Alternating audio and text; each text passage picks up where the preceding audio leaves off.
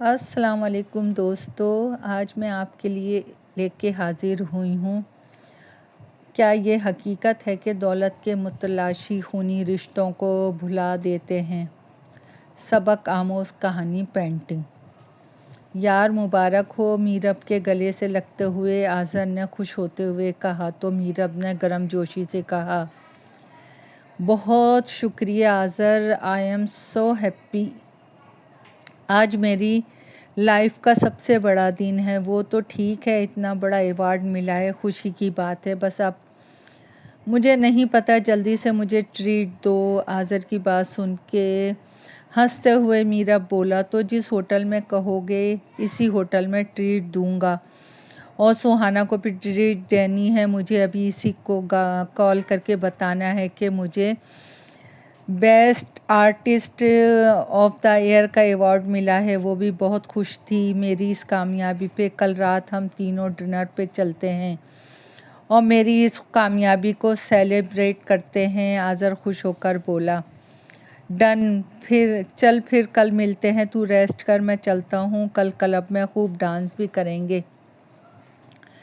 Dinner बहुत अच्छा है, मुझे बहुत मज़ा आया। आज तो मैंने बहुत खा लिया।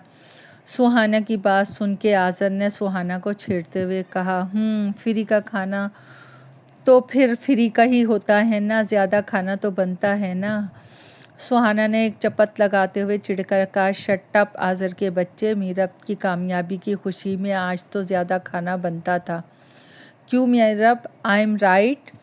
मीरा मुस्कुरा के बोला, yes you are always right my love. बस अब मैं जल्दी शादी करना चाहता हूँ तुमसे। अब कोई बहाना नहीं चलेगा, बस अब बहुत हो गया।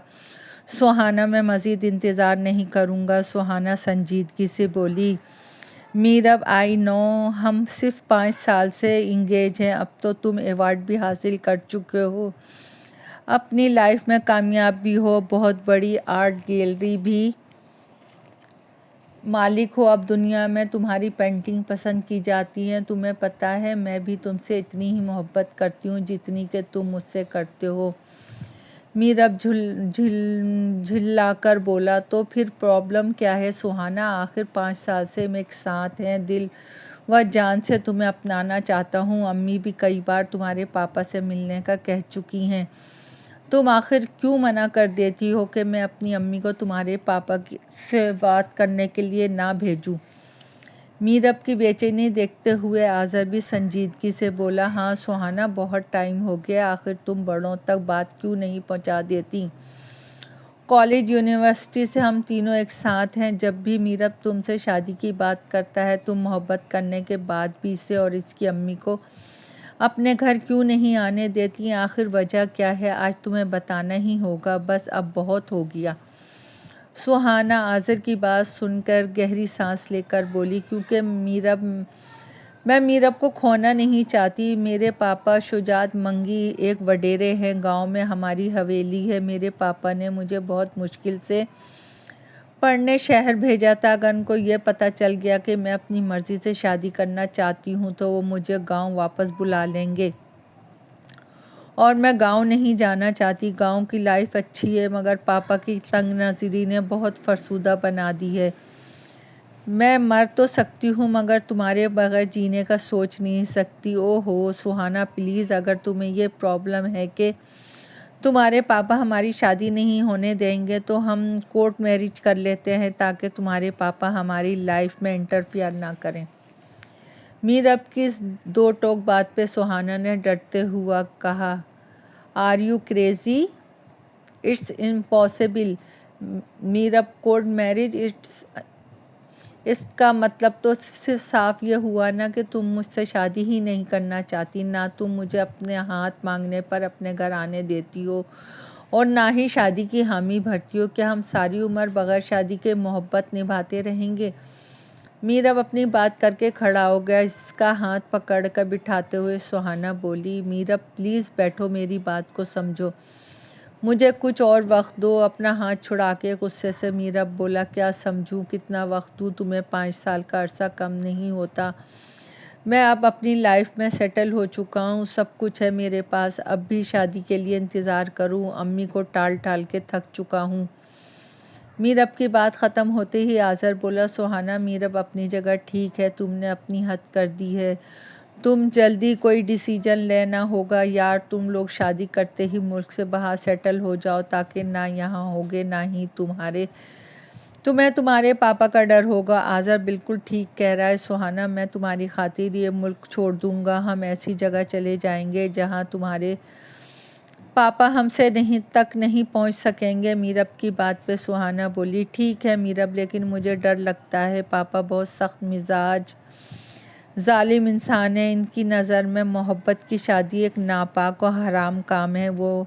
ये इनकी इज़्ज़त और अना का मसला बन जाता है। आज मैं तुम्हें एक बात बताती हूँ, मेरी एक बड़ी बहन भी थी जिसका नाम दिलकश था। दिलकश की गलती पता है क्या थी? इसने आमिर नाम के एक लड़के से मोहब्बत की थी। पापा को जब दिलकश और आमिर की मोहब्बत के बारे में पता चला तो पापा ने दिलकश को खूब मारा। इसने दिलकश को बचाने की बहुत कोशिश की, मगर पापा ने ये कहकर इसे रूम में लॉक कर दिया कि आज के बाद ये इस लड़के का नाम तक नहीं लेगी, वरना दिलकश को जान से मार देंगे। पापा ने आमिर के हाथ पांव फ्रैक्चर करवा के गांव से निकलवा दिया। इसके बूढ़े माँ बाप और एक बहन भी इसके साथ गांव से रातों रात चले गए। उनके जाने के बाद दिलकश के पास आमिर ने कॉल करके इसे घर से भागने का कहा। दिलकश आमिर के साथ रात गए गांव से जाने वाले रास्ते पे पहुंची गई कि पापा अपने आदमियों को लेकर वहां पहुंचकर इन दोनों को मार के कहीं ज़मीन में गाड़ दिया।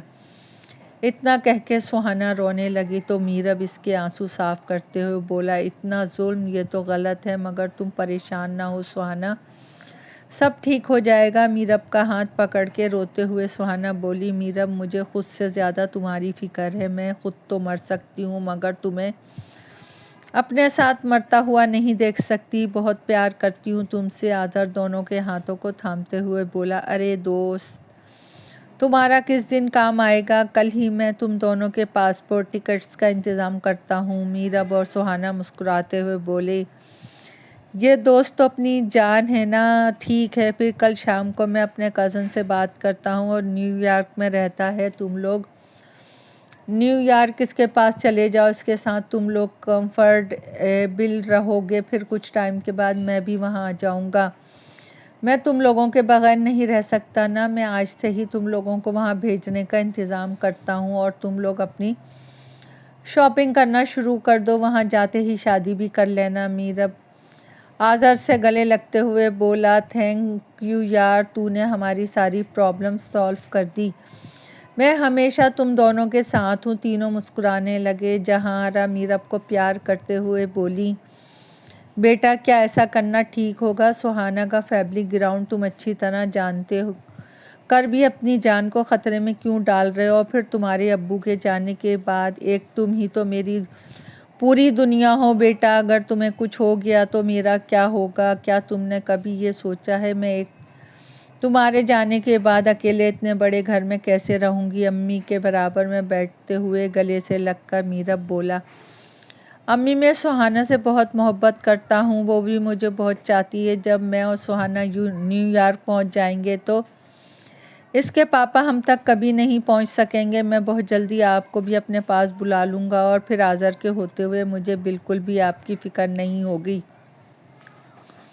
मैंने आज़र से बात कर ली, वो आपके पास हमारे घर में रुकेगा जब तक आपको मैं नहीं बुला लेता। वहाँ घर का इंतज़ाम करते ही आपको बुला लूँगा।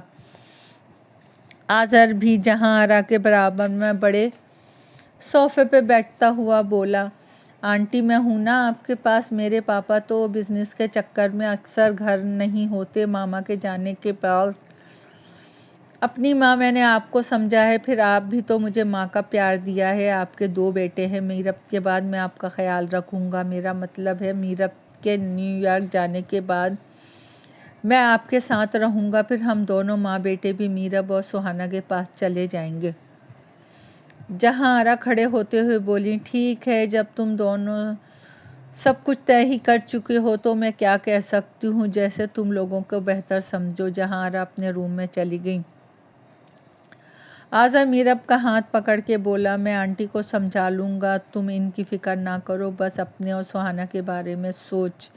न्यूयॉर्क में कज़न है, तुम दोनों के रहने का इंतज़ाम कर देगा। फ़िलहाल तुम दोनों को स्टूडेंट वीज़ा मिला है, वहाँ जाने की तैयारी करो। कल तक मैं टिकट्स का इंतज़ाम भी कर दूँगा। तू ना होता तो मेरी मोहब्बत मुझे नहीं मिल पाती, दोस्त हो तो तेरे जैसा, वरना ना हो। मीरब की बात पे दोनों हंसने लगे। शहर वाले घर से रोज़ाना सुहाना मीरब के साथ अपनी शादी की शॉपिंग के साथ साथ न्यूयॉर्क जाने की तैयारी भी कर रही थी। जिस दिन एयरपोर्ट पहुंचना था, मीरब ने सुहाना को मॉर्निंग में कॉल करके कहा, यार प्लीज़ ज़रा देर मत करना, एयरपोर्ट पहुंच जाना। मैं अम्मी के साथ एयरपोर्ट पहुंच जाऊंगा, तुम आज़र के साथ आ जाना, बस हम खैरियत से इस मुल्क से बाहर पहुंच जाएं, फिर सब कुछ ठीक हो जाएगा। हाँ, मेरी आज़र से बात हुई है, वो मुझे एयरपोर्ट ड्रॉप कर देगा। मीरब, सब कुछ एक ख्वाब सा लग रहा है, हम एक होने वाले हैं। बहुत शिद्दत से तुम्हारे कुर्ब का इंतज़ार किया, मैं तुम्हारी दुल्हन बन के तुम्हारे साथ रहूँगी हमेशा। सच कहूँ तो तुम्हारी कुर्बत का मैंने भी बहुत शिद्दत से इंतज़ार किया। अब हमारा इंतज़ार का सिला मिलने वाला है। सब्र का फल बहुत मीठा होता है, अब पता चलेगा। सुहाना शर्माते हुए बोली, shut up, okay bye, airport पे मिलते हैं, बाय बाय। मीरब हंसने लगा। दोस्तों, कहानी अभी जारी है, पसंद आए तो लाइक और सब्सक्राइब कीजिएगा। आपकी दुआओं की तलबगार।